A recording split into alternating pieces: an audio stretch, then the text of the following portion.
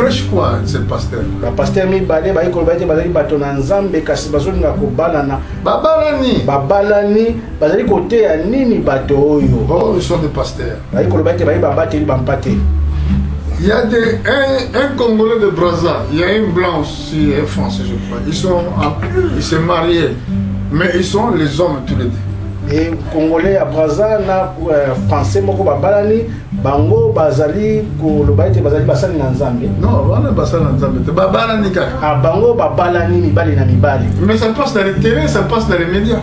Ezali koleka la télévision pe na bisika oyo ya bilili. Quel monde que nous sommes en train de vivre. Mokili oyo nini tozali vivre. Quelle confusion. Confusion. Mais revêtez-vous donc du Seigneur Jésus-Christ. N'ayez pas soin de la chair pour satisfaire les convoitises. Kasi bomilakisa lokola bato ya nkolo Yesu Kristo pe botika kosepelisa baposa ya bomoto na bino. Le problème c'est convoitise. Et likambo ezali nde kolula. Quand il y a des convoitises de la chair, ça veut dire quelqu'un qui n'a pas été né de nouveau. Et tango ezali na baposa ya nzoto ni ko bamoto abotami ya sikate. La nouvelle naissance, je le souligne tout le temps, je le prêche tout le temps, c'est changement de mentalité. Ou dans d'autres termes, changement de la nature de l'homme.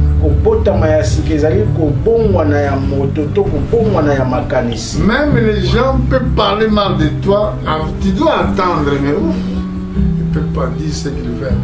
Et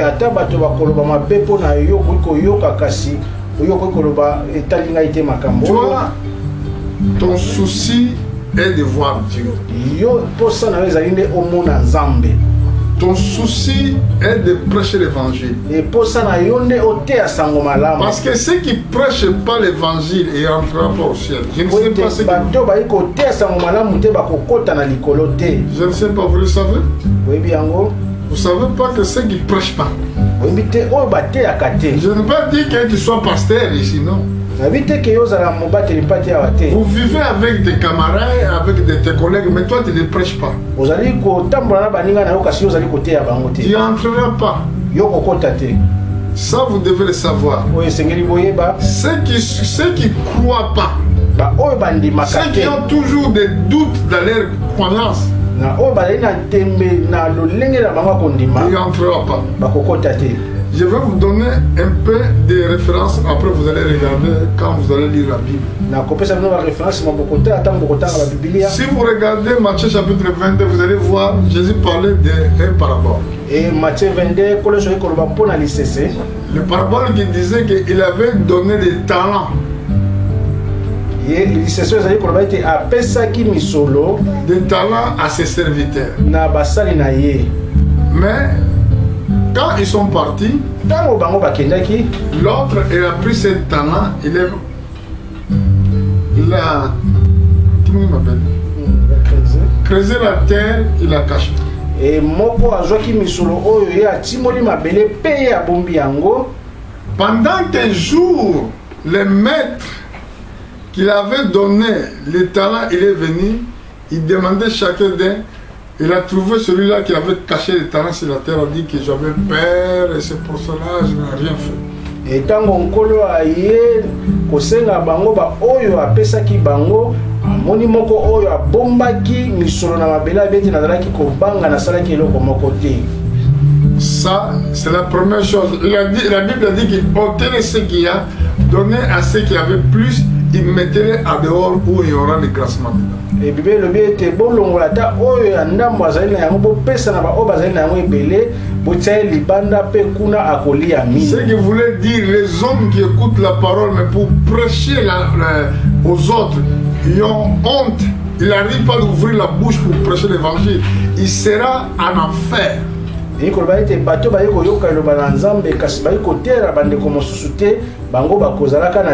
Comme c'est écrit,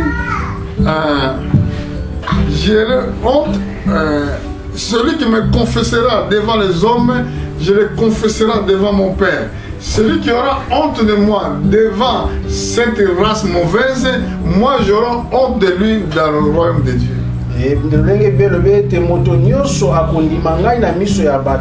ngai pe na kondima ye na miso na papa kasi oyo akoyoka ngai soni ngai pe na koyoka ye soni.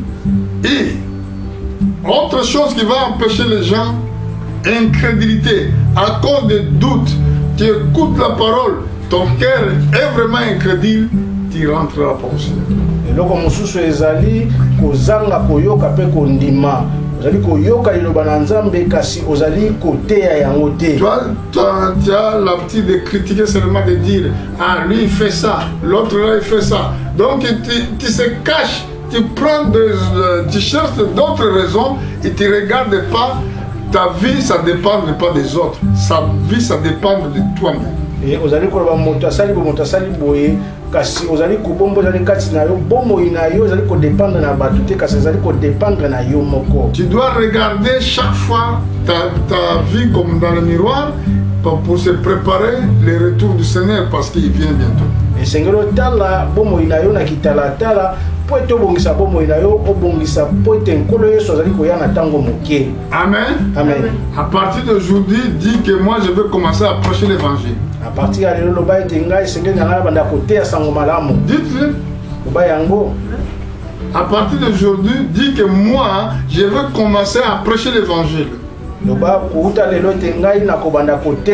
prêcher les autres. Tu es à l'école, quand il y a un moment que tu as calme, prêche l'évangile à tes frères, à tes sœurs, parce que faisant cela, tu sauves leur vie en danger.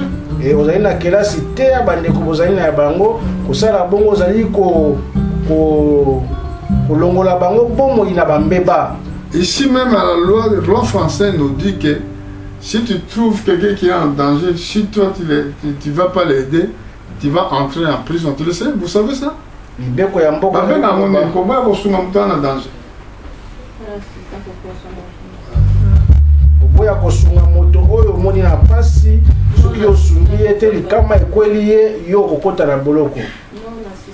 Non-assistance, personne en danger. Pendant qu'il y a un accident qui s'est fait là-bas dans le coin, il y a des gens, il y a des sangs qui coulent, il y a des gens qui pleurent, mais toi tu regardes et tu passes. Quand la police viendra, ils vont t'arrêter. Et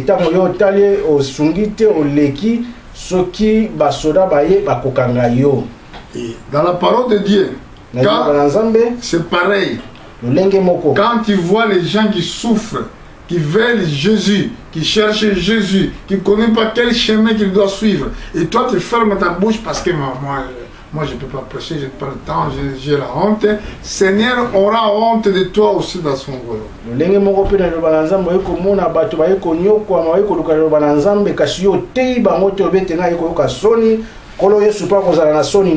Même tu ne parles pas bien lingala, prêche. Si tu trouves quelqu'un qui parle lingala, toi qui ne parles pas bien. Moi je ne parle pas bien français, mais je prêche en français. Je m'en fous des langues dans ça. Donc langue, moi je m'en fous. Ce qui est important, le message passe.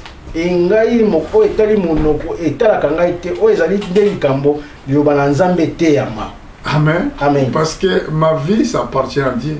Si je n'ai pas les convoitises à moi, je n'aurai pas aucune honte. Même quelqu'un qui va rigoler, moi, il peut rigoler comme il veut. Mais c'est que je sais que j'ai fait la volonté de Dieu. Et na kozala na soni tata moto akoseka italinga ete onga na yebi na ikosala mokano na Nzambe. Amen. Amen. Que Dieu vous bénisse. Nzamba pambola. Mettez-vous debout, on va remercier le Seigneur.